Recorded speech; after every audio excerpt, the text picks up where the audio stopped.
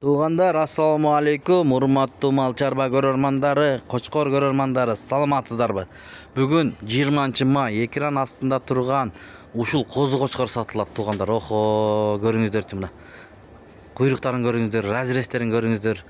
Тырс лайктардан басып көрүңүздөр. Башка бир туугандарга бөлүшүп койгонду унутпаңыздар. 2025 жыл 20 май туугандар. Карап көрүңүздөр. Номерлерин коебуз, чалыңыздар. Assalamu alaikum жамаат, ушул козу кочкор сатылат. Boy 90 тегерегинде тишелек козу, кулак 23, жалбырак, бел тегиз. Кечинде тартып атабыз азыр. Мына зеркальный куйруктар деле түшүп кетпейт. Тегиз жайлоого баскан куйрук. Баасы өтө жөндүү. Карбонос мощный. Карбоностору кулак аябай эле чоң, көрүнбөйт адам. Бул козу кочкордун баасына келип токтолсок, туугандар.